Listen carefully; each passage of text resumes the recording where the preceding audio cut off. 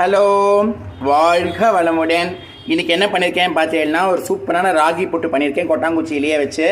அதுக்கப்புறம் வந்து பார்த்தீங்கன்னா, ஒரு ரொம்ப ஈஸியான ஒரு கூட்டு, கேரட் பீன்ஸ் கூட்டு.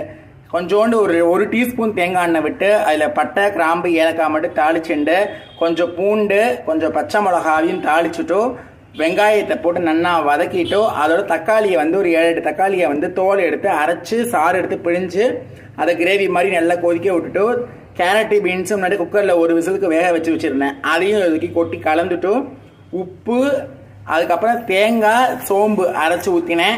அதுக்கப்புறம் வந்து காரத்துக்கு முதலே பச்சை மிளகா போட்டனால அப்புறம் 2வது காரம் தான் ஒன்றும் தேவைப்படாது.